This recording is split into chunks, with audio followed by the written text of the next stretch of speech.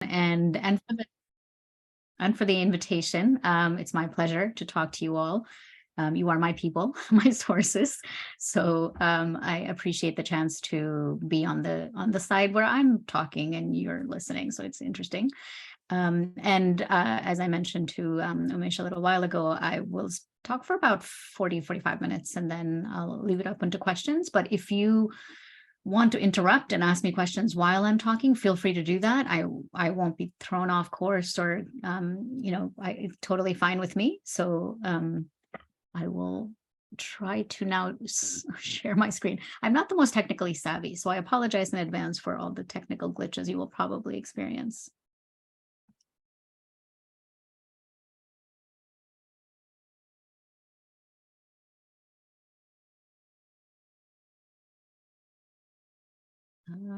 Okay.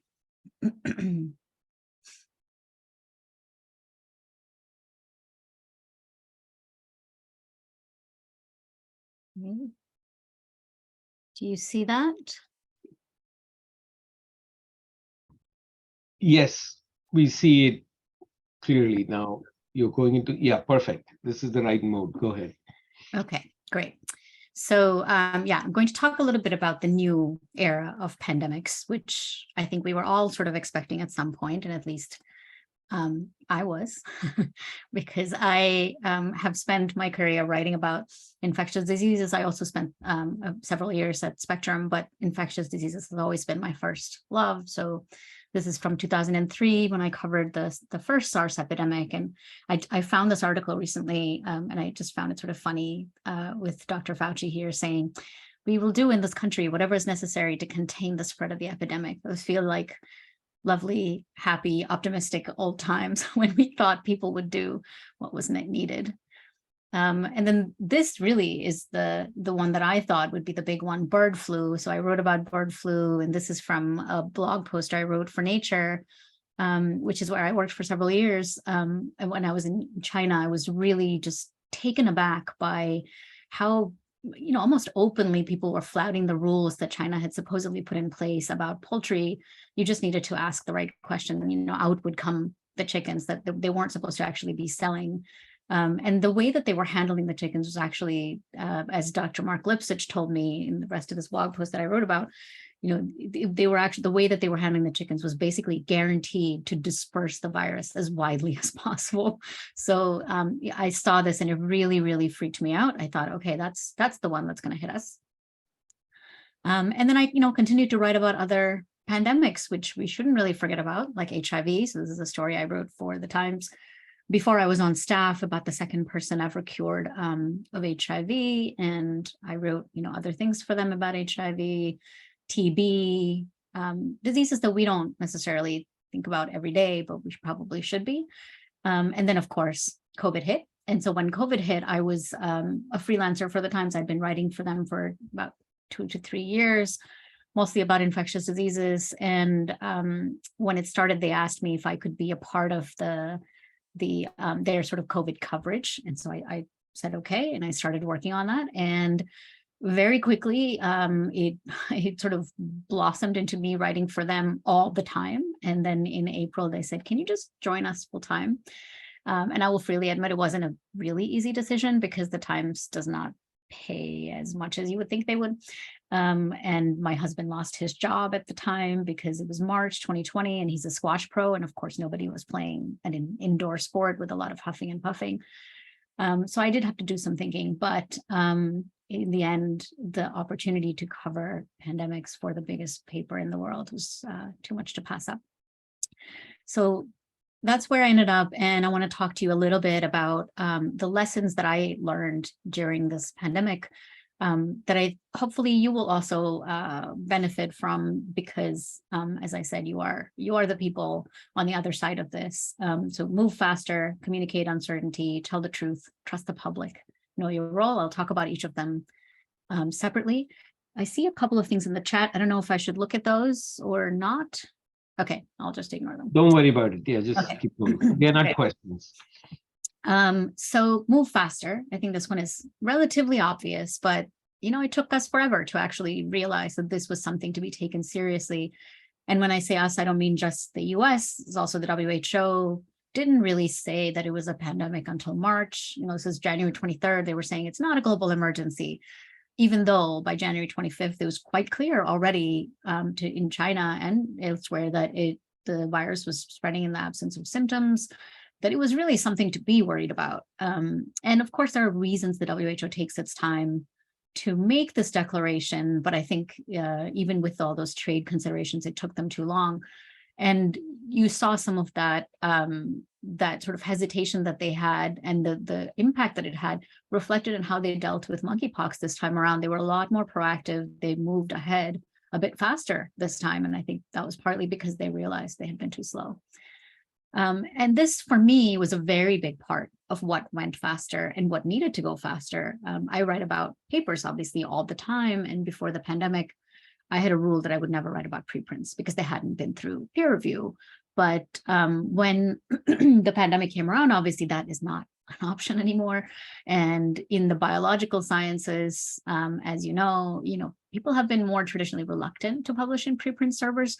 It was really more a thing for the physical and mathematical sciences. But during the pandemic, the Chinese researchers were actually the ones who really sort of set the pace. They started coming out with all these papers on bioRxiv and medRxiv, and researchers all over the world followed suit. So I did cover preprints. I think I tried to do it as carefully as I could. I would send a preprint if I thought it was interesting to a few people that I trusted and ask, what do you think? Do you think this should be covered? And then if they said yes, I would send it to a few more people, ask them about, what are the caveats? What should we, what are the notes of caution here? What do we not know still? All of that. So it's sort of like I did my own mini peer review. But despite that, I would say there was a lot of consternation on the part of some scientists. So this is an example of a story that I wrote based on two preprints. So one was already out and one was coming out the next morning. And it was about this new variant that was circulating in New York City. You might remember it was B.1.526, which in the end didn't end up being huge, but it did actually have an impact. And these two papers were coming out, but the city had not yet told the city residents that this was happening. And as a journalist, my first responsibility is always to the readers. And this is information that the public deserve to know. So I wrote about this. And, the point I want to make here is also that we were really cautious. So you can see it says neither study has been vetted by peer review nor published in a scientific journal. And, mentioned that this has not been this was posted online, et cetera. So we were very clear that this isn't some completely confirmed, fully vetted thing, but it's something to be concerned about. And the Department of Health really did not like us writing about this, and neither did some people on Twitter. So this is a Twitter message I got from somebody who said, see, this was garbage reporting. Because there's no good enough to preprint, et cetera. I think some scientists had real trouble coming to the idea that, that preprints should be covered in a fast moving pandemic. And the reason I show you this is to say some of that flack may have been just because of who I am, because I am a brown woman. Because Carl Zimmer, my colleague at the New York Times, he's a freelancer, but he wrote about a very similar variant that was circulating in California. And in fact, his was based on no preprints. But he didn't get the same kind of flack at all. In people, when they did ask him questions, were incredibly respectful. But as you saw from that previous tweet, that was not the case for me. So my message from this is, you may have to give up some of the things that you are used to. You may have to give up the slow pace and the certainty that you are used to before you make comments in a pandemic. So communicate uncertainty. I think we can all agree this was a very challenging part of the pandemic. This was the very first story I wrote during the pandemic for the Times, and this was very early February or maybe late January. And I recognized, because I had written about SARS, that there was a paper that came out in the New England Journal of Medicine that said that no kids under 15 had been reported with the virus yet. It was just a table, but it looked like everybody was 15 and over, and that was also true for SARS original, SARS classic, and for MERS. And so because I had reported on those other viruses, I thought, this seems like maybe it is something that is a trend for these particular coronaviruses. But of course, we were sticking our necks out because this was so early on, and you don't want to give people false complacency either. So this is all the ways in which we still communicated that it is preliminary. So, why the new coronavirus mostly spares children. So far, very few young children seem to be falling ill. And the pattern was seen in outbreaks too. So all these different ways of saying, this is what we think it is right now, but we can't be 100% sure. But, hopefully this is what is going on. And my point is to say that people still need that information. It just needs to be couched in the right ways, but the solution is not to not talk about it at all. And there are ways to communicate that uncertainty. And this is a case where I think that the public health agencies and some experts communicated more certainty than we actually had, and more certainty than they should have communicated. So in this particular case, the C.D.C director, Dr. Walensky, went on TV and she said, vaccinated people do not carry the virus. They don't get sick. And we know now this is not true. And we knew then that this is not true, in fact. And so it fell to us journalists to say, actually, she's over speaking. She's over stating something. And so I talked to a bunch of virologists that I know respiratory viruses very well. And they said, actually, we don't know. In fact, for most viruses, this does happen. So it probably does happen with this one too. It may be rare. It may not cause severe illness, but this statement that they don't carry the virus, don't get sick, that is probably untrue. And so she then walked that comment back, but it did fall to journalists to hold public health experts when they were overstating their certainty.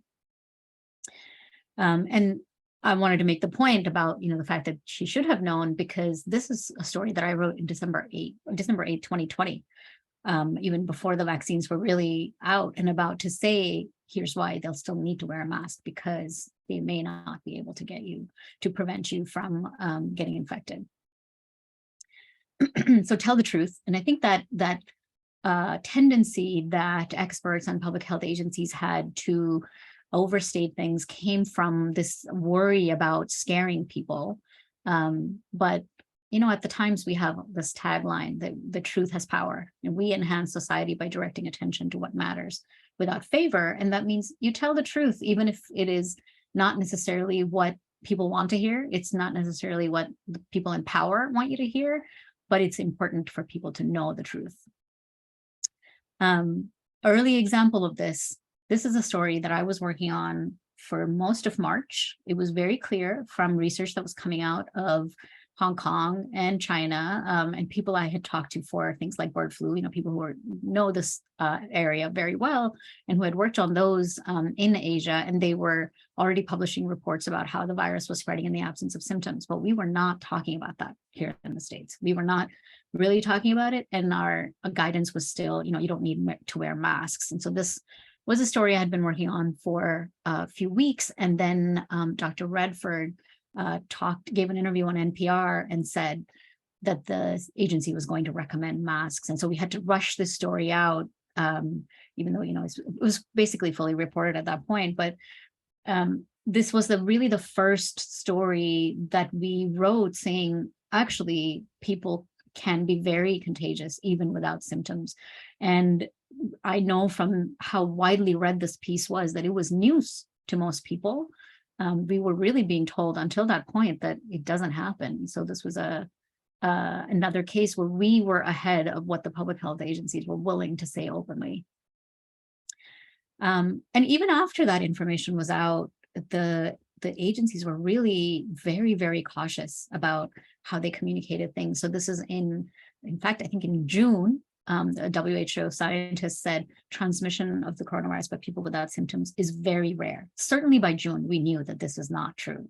And after she got a lot of pushback, she walked it back saying, it was a misunderstanding. But by that point, it was already becoming clear that about half of the cases were probably being transmitted in the absence of symptoms. And I think now the latest sort of estimate is something like 60%. So we did people a real disservice by not talking about this openly and early. And then in this particular pandemic, there were some things that I had to write about that hopefully I will never have to again, just instances of outright lies and deception. this was, I don't know if you remember this was in August, in September of 2020, where the CDC came out with guidance saying, if you have been exposed to somebody with the, with the virus, you don't need to get tested if you don't have symptoms. And that was obviously just nonsense. And everybody who knows the CDC knew that that could not possibly have come from CDC scientists. And of course, when I dug deeper, my reporting showed that, in fact, it was published against their objections, that it was written by Admiral W.H.O, who was at the time the deputy director of the HHS. And he basically just wrote it, and they were forced to put it up, even though they knew that it was wrong. Other weird things like that happened with the CDC at the time, where, there was a document that was published saying that the virus is airborne, and then it very quickly disappeared the very next day. So there were a lot of things that were happening that were just outright control and lies. And I'm really hopeful that that period will not be repeated in the next pandemic that we face. This is another incredibly absurd situation where, if you remember, they had a celebration for Judge Amy Coney Barrett in the Rose Garden, and they were using antigen tests, which at the time, I think people didn't know fully yet how to use them, how reliable they are. But if somebody tested negative, they were automatically assumed to be negative. And so they were not wearing masks, and there was a lot of hugging and handshaking, and there was a super spreader event. And what my reporting showed is that the CDC was essentially waiting by the phone for the White House to call and say, can you come and do a contact tracing here on the super spreader event? And the White House said, actually, there's no super spreader event here. Nothing happened. So they never called the CDC, and they didn't even acknowledge that this was anything worth investigating. Sometimes the truth telling had to be even about you guys or organizations like yours, where I discovered in January that some of the research institutions were vaccinating their grad students and administrators who had no contact with patients, even though the state guidelines said, only people who are patient facing should be getting vaccinated. There was a lot of cutting in line. And so this, this didn't make my academic sources very happy, but it was definitely happening.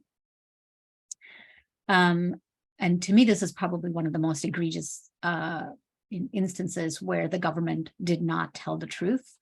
And you'll see when I show you other examples later on that this is still happening, where the government doesn't want to tell you things that they think will freak you out. And so we knew that there were breakthrough infections, and the CDC was maintaining that that was not the case. So I had to go to state dashboards on my own, state by state. Every state does it differently. And it was really difficult actually to get the numbers. So I only managed to get it from 7 states after, three weeks of digging and harassing some state departments of health to give me the numbers. But it was very clear just from those figures that there were people in the hospitals who were vaccinated, that, just because they were vaccinated doesn't mean that nobody who was vaccinated was getting sick, nobody who was vaccinated was dying, that in fact, it was actually important for even vaccinated people to take precautions. But I think, again, the CDC was so worried about making people anxious that they didn't release this information until much later. So all of that comes back to trust the public. There was a lot of paternalistic thinking during this pandemic that I hope it has seen its last days, although I don't think that's the case. There's a lot of, we're not telling you the truth for your own good.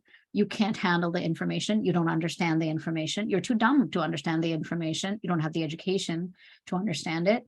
There was a lot of blaming of the public, like they just don't understand these things. And while that may be true at a very superficial level, that's really because we don't teach the scientific method in this country.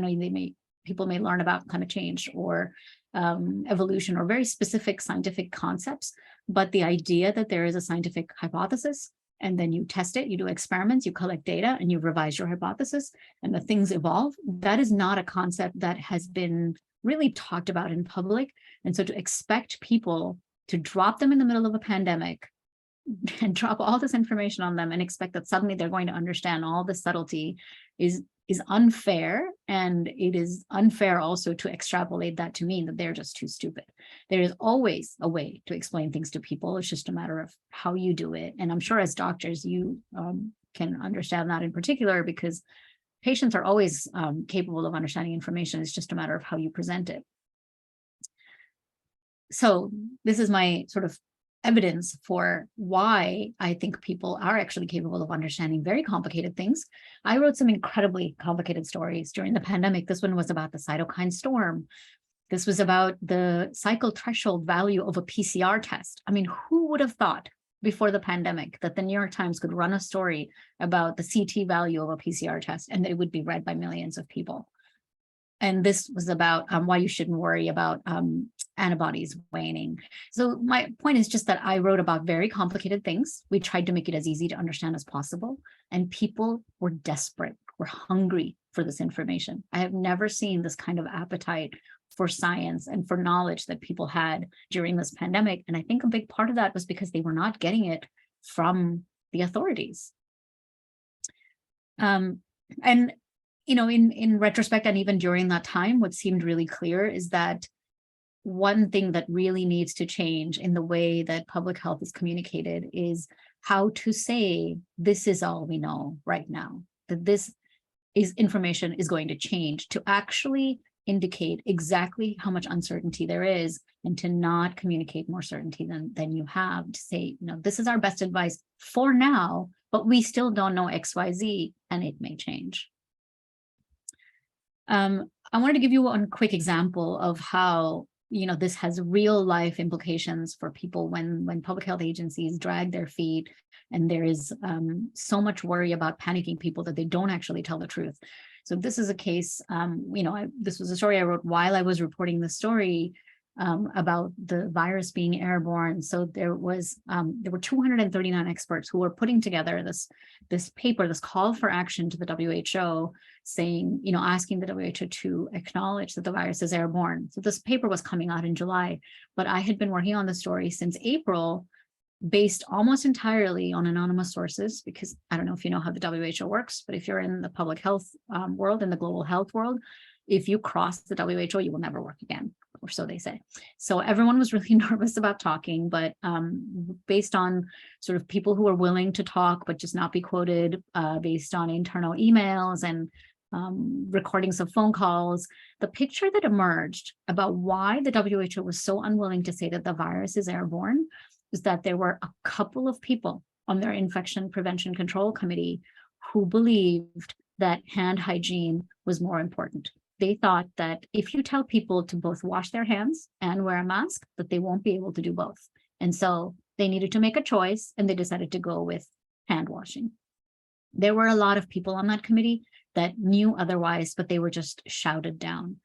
And my understanding now is that actually because of this, that the WHO has changed how its committees are staffed, and there is a sort of required now cycling of the chairs of the committee so that people can't dominate to quite the same extent, and also a more of a willingness to listen to all the voices in the room and not just the loudest ones.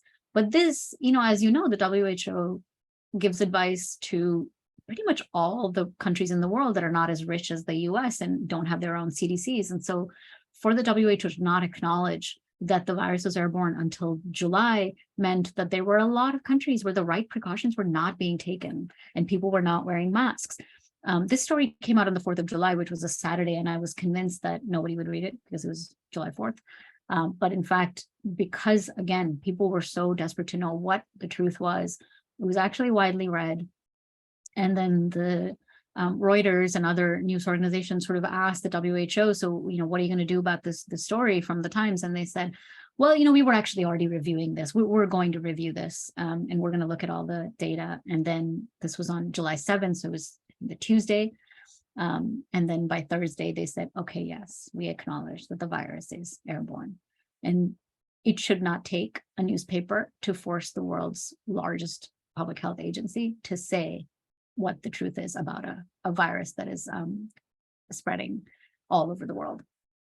And now, actually, Dr. Soumya Swaminathan, who was the chief scientist at the WHO and has just left, she just gave an interview yesterday saying, that she wished that they had said that the virus was airborne sooner, and that the WHO is now working on revising its understanding of what an airborne virus is, and the definitions, and not getting so stuck in their ways. Another example where the CDC and the WHO were both looking at data on whether vaccines were safe for pregnant women, and the CDC said, consult with your doctor. And the WHO said, we cannot at this time recommend the vaccine. And they actually meant to be saying the same thing as the CDC. What they were saying was, we don't recommend it, but go ahead and get it if you need it. But because of the way they were communicating it, it sounded like what they were saying is, it's unsafe, don't get it. And so women were getting completely different guidance from the two largest agencies. And then after we wrote that story, the next day, the WHO changed its language. So know your role. This is sort of my last lesson from the pandemic, is everybody has a different role to play in a pandemic. The role of a public health expert is very different from the role of the public health agency, is very different from the role of a doctor, and the role is very different from the role of a journalist. But there was some confusion, I think, during the pandemic, where some public health experts and even agencies thought that the journalist's job was to do their job for them. So I wrote the story in September 2021, when it was very clear from a lot of studies that were coming out that Moderna's the antibodies seem to be lasting longer. And as we said, right there in the headline, they're both great, but one does seem to have a little bit of an edge in that it lasts longer. And yet, apparently this was not enough praise for the vaccines. And so I got some pretty nasty emails from public health experts at very prestigious institutions telling me that I should be ashamed of myself. How can I sleep at night? I'm going to make people not get vaccinated, how irresponsible, etc. Again, not my job to convince people to get vaccinated. My job is to give them information, obviously not to give them wrong information, but to give them information, and then they can make the decision on what they want to do. But it's not journalists' job to convince people to get vaccinated. And this, I just wanted to show you this as an example of how all of this is still happening. This is from February, but this data is still not out. So the CDC has been collecting data on who is in the hospital at any given time, who, by vaccination status, sex, age, race, all of that.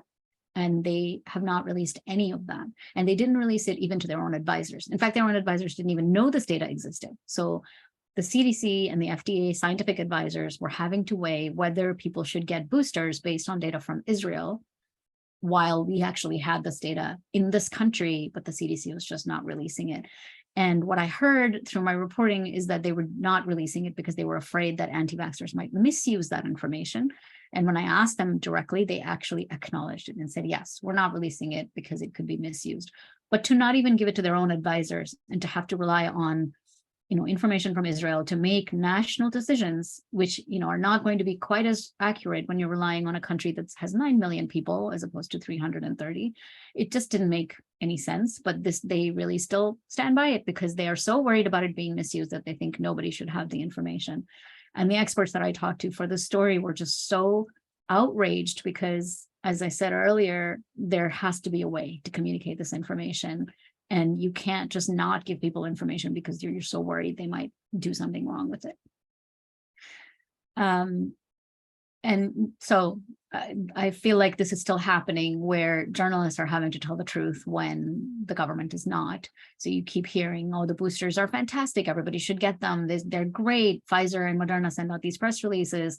And yes, the boosters are really good for certain groups of people. But it's not really clear what they do for people who are relatively young and healthy, and they certainly will not prevent infections. And it's like, that's like all the fine print that doesn't get said out loud, that then becomes journalists' job to say out loud. So kind of a depressing, I guess, message overall is that in many ways, the US will probably not contain any pandemics that come along. And there are a lot of reasons for this. There are all the lessons that I just talked about, but there are also some really structural problems in the way that the U.S. is set up. It's, there's the divide between the federal government and the states. As much as I've said, critically about the C.D.C, they also are hamstrung in some ways by the rules. They're not actually allowed to get information from the states. The states have to be willing to share that information. There's also, as I'm sure you're aware, a really big divide between public health and medicine.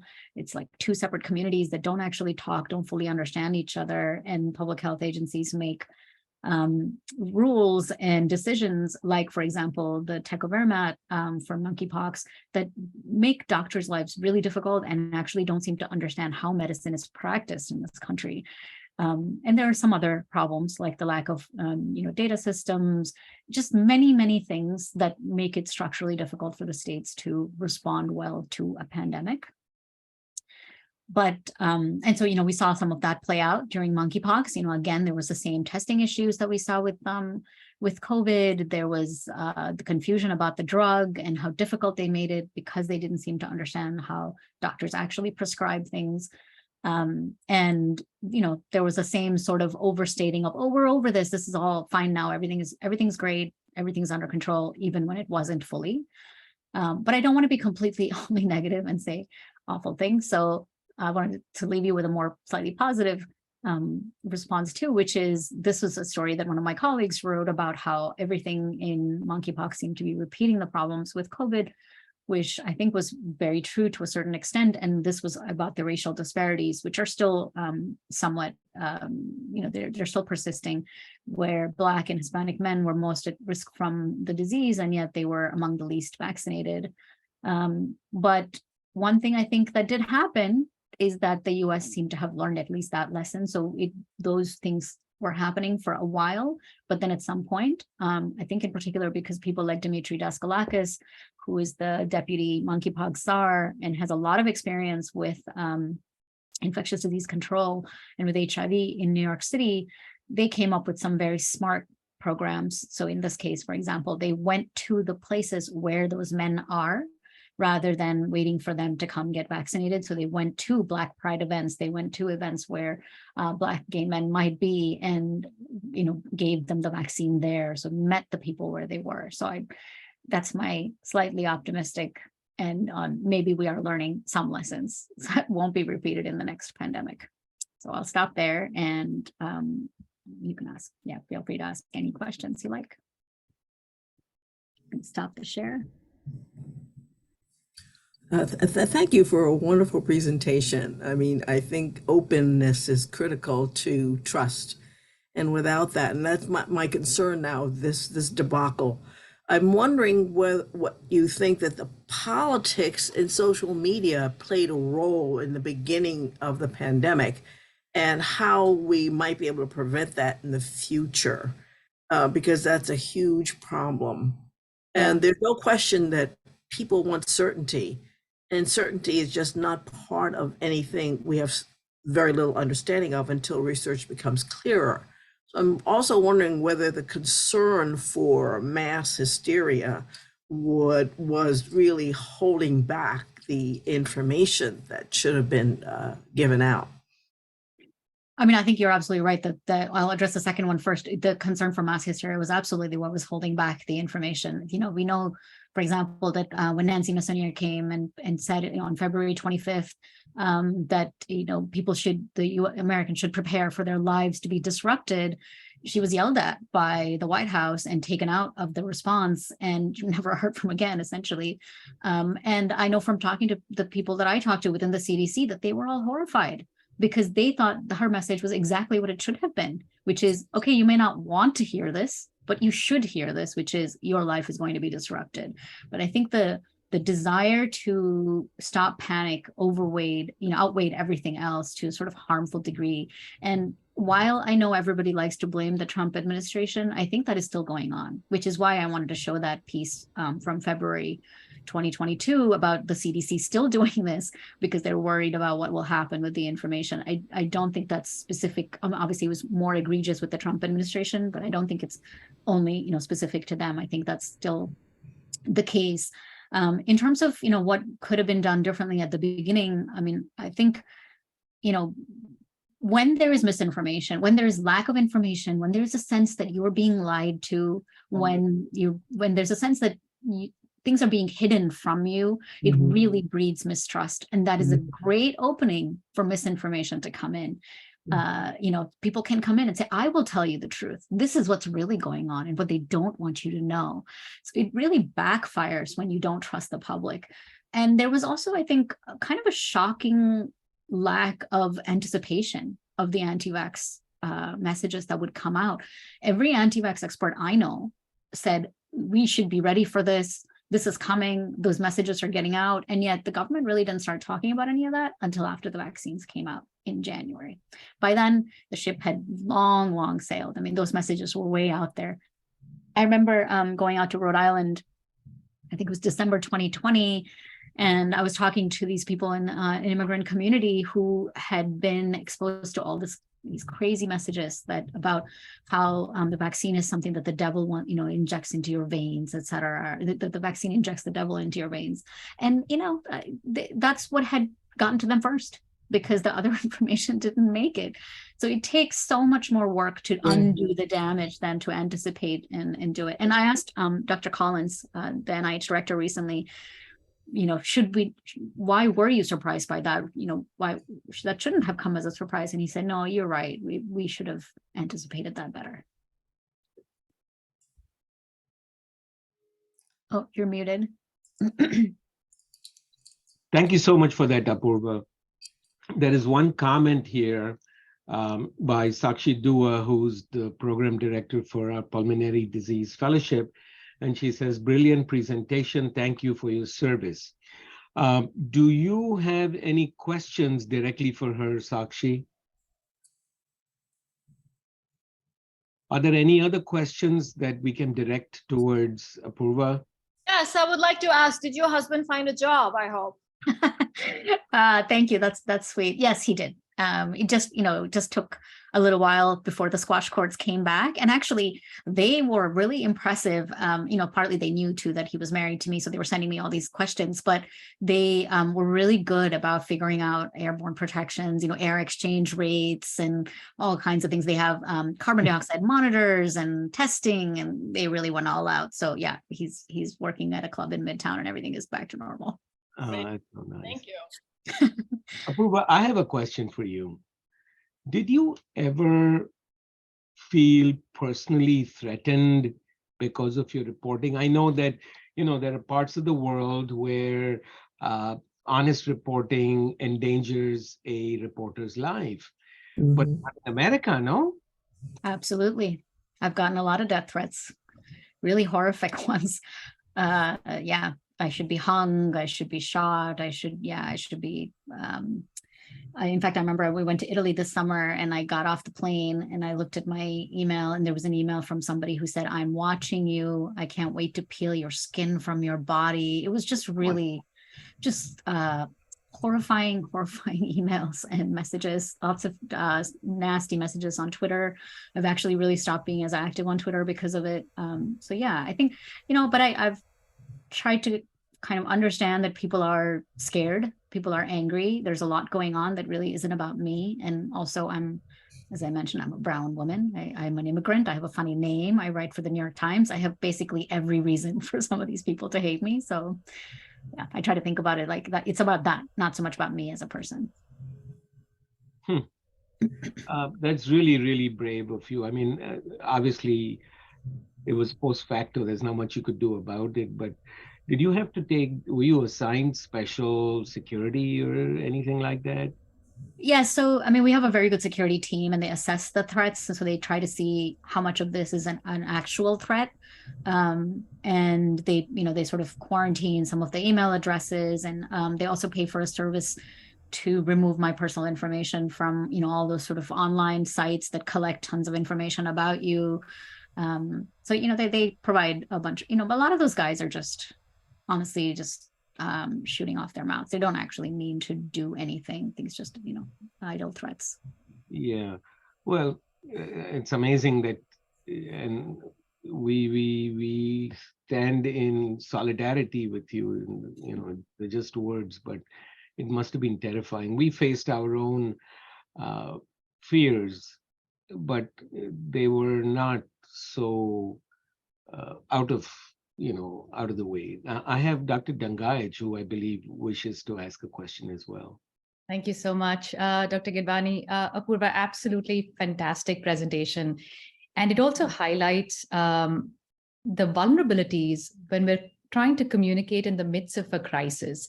And of course, COVID-19 gave us a lot of whiplash, and trying to win the community's trust, particularly when we know that we're coming from a place where our communities at large do not fully trust the healthcare system for various reasons. And there are so many historical reasons for that. And then everything got accelerated in COVID-19, where one day we're saying, we're going to use hydroxychloroquine, and another day we're saying we're not going to do this, and ivermectin is bad, and steroids. So we as a healthcare community were not able to keep up with the whiplash in literature. So let alone translate that for the masses at large. So as a journalist, for you to now keep up with all of this and translate it in a meaningful manner, it's just tremendous that you kept pace with a lot of this and were doing very authentic reporting in the midst of crisis.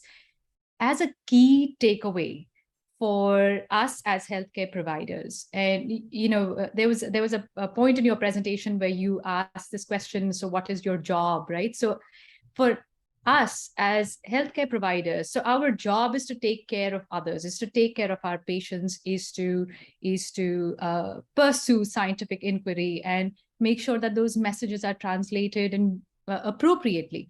So what advice do you have for us in the midst of crisis?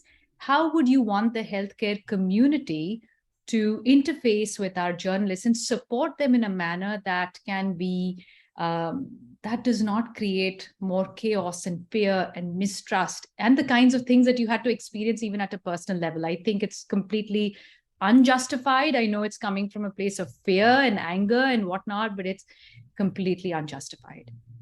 Thank you. Yeah, thank you for that. And thank you for the nice, good, kind words about my reporting. I mean, a lot of it comes from people like you picking up the phone when I call or, responding to my email. So that's, for me as a journalist, that's number one, is when I reach out to experts. If they don't talk to me, then I don't know what they know. And I need to know what they know so I can tell our readers what that is. And just I want to reemphasize sort of some of the points I made, which is, if there are things being said about hydroxychloroquine or about ivermectin, but we don't know yet what the truth is, then I think the best thing you can do is tell your patients that I don't know.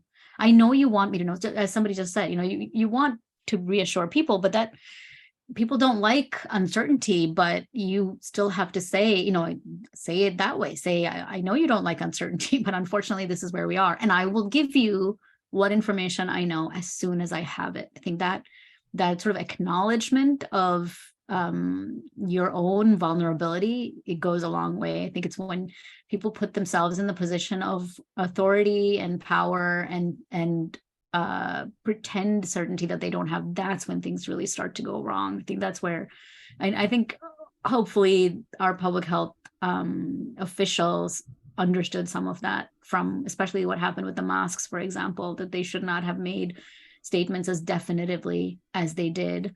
And the other thing I will say that was really, really difficult at the beginning of the pandemic was that hospitals had these incredibly restrictive rules. Like, they didn't let any journalists in, they wouldn't let any doctors talk to us, they wouldn't let photographers in. There was a rule that they wouldn't let photographers in, which was because of the Trump administration, but still, what it meant, doctors were even too afraid to talk to us off the record or on background. And so what made it really difficult for us to tell people what was really happening. And when people don't see the photographs of what patients are going through, it's just a lot harder for them to grasp the gravity of the situation. I think that really set us back. I think it took people a much longer time to understand the scale, the sort of horror of this pandemic than it would have if, we'd had access to doctors and hospitals. Well, I mentioned I went on this trip to Rhode Island. I was trying to get into a hospital there for weeks.